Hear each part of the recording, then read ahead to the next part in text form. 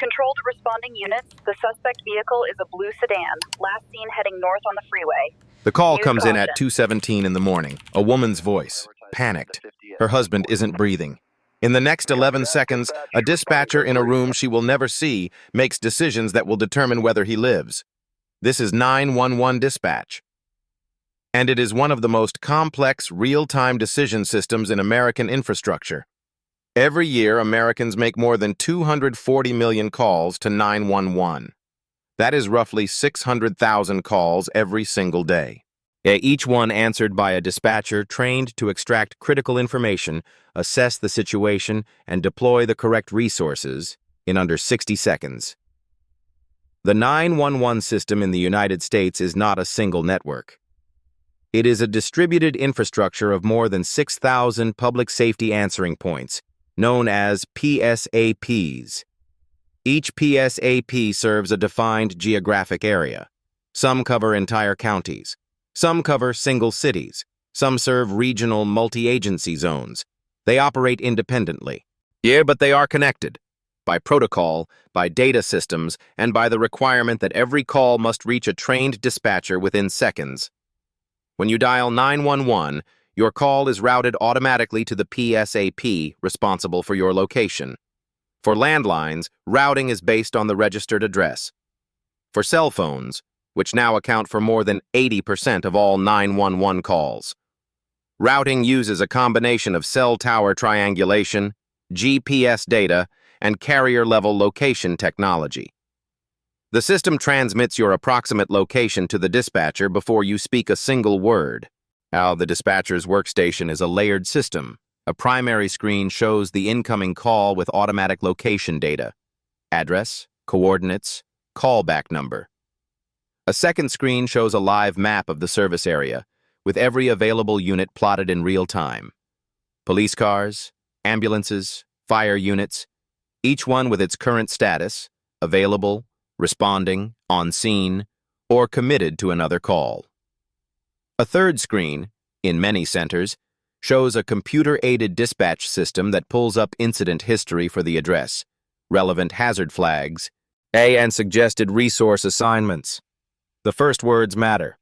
Dispatchers are trained to ask a structured sequence of questions, not because protocol requires it, but because the order of questions is designed to extract the most critical information first. What is the emergency? What is the address? Is anyone in immediate danger? The location is confirmed first, always, because if the call drops, the dispatcher can still send help. Dispatch systems in the United States follow standardized protocols. The most widely used is priority dispatch, a structured questioning system that classifies each incident into a priority level and assigns a predetermined response configuration. A priority 1 medical call, cardiac arrest, unresponsive patient, active trauma, triggers an immediate response. ALS ambulance, fire unit, sometimes a supervisor.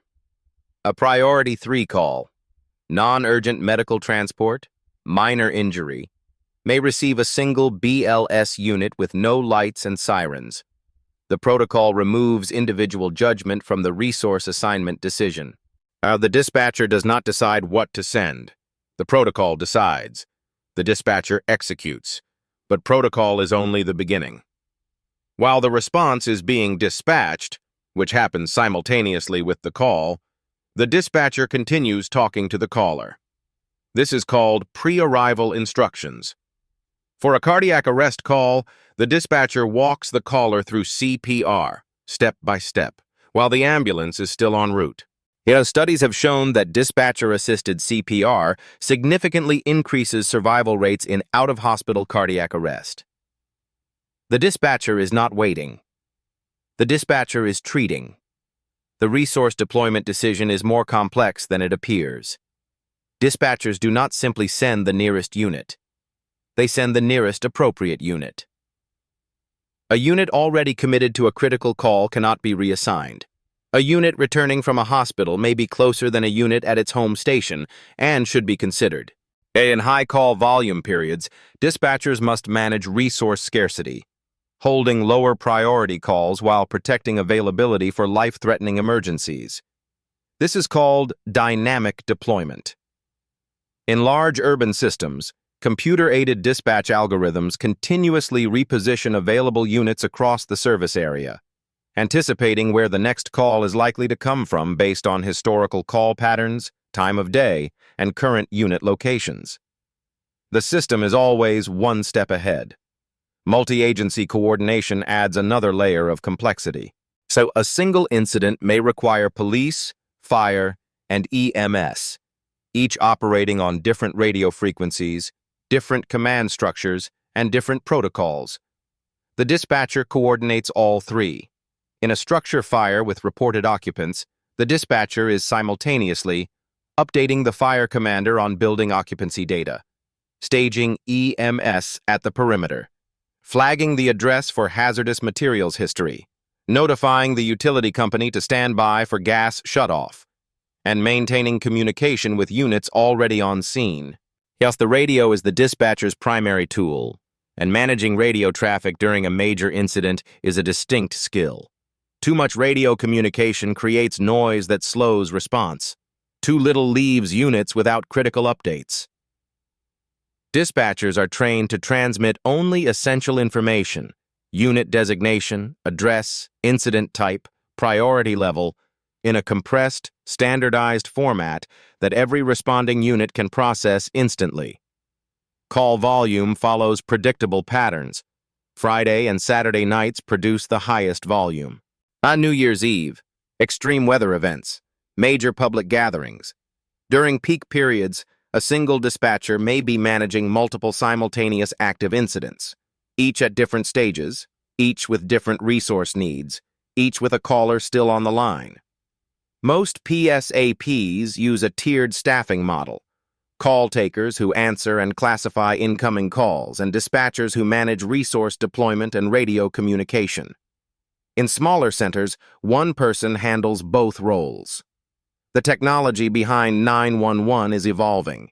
Yes, the current system, known as Enhanced 911 or E911, transmits voice calls and basic location data. The next generation, NG911, is an IP-based infrastructure designed to support text messages, photos, videos, and real-time data from connected devices. A caller pinned under debris who cannot speak will be able to send a photo. A smart home device will be able to transmit sensor data directly to the PSAP. A wearable medical device will be able to send vital signs ahead of the ambulance arrival. And the dispatcher of the future will have more data and will need to process it faster than ever. The people who work in 911 dispatch centers are classified in most states as telecommunicators, not first responders. This classification affects training requirements, pay scales, mental health support, and labor protections. The gap between the role and its official recognition is a known issue in the field. Dispatcher burnout rates are high. Post-traumatic stress is documented. So, a dispatcher who has guided a parent through CPR on their child, who stayed on the line when the call went silent, returns to the console for the next call. There is no transition. Back to 2:17 in the morning. The dispatcher has confirmed the address in the first 8 seconds. An ALS unit is already moving. She is now walking the caller through chest compressions, counting out loud, keeping her voice steady, keeping the caller focused. The ambulance is 4 minutes out. She already knows the address has a history, a prior cardiac call 18 months ago. She has flagged it for the responding crew. She is still counting. The 911 dispatcher is the first link in a chain that runs from the moment of crisis to the emergency room door. Invisible to the outcome data, never in the room, never in the report, but present in every second between the call and the arrival. The system starts with them. Now, if this kind of content matters to you, the systems behind American Emergency Response, the infrastructure that operates 24 hours a day, consider subscribing to Health Systems USA. And tell us in the comments, have you ever called 911? Did you know how much was happening on the other end?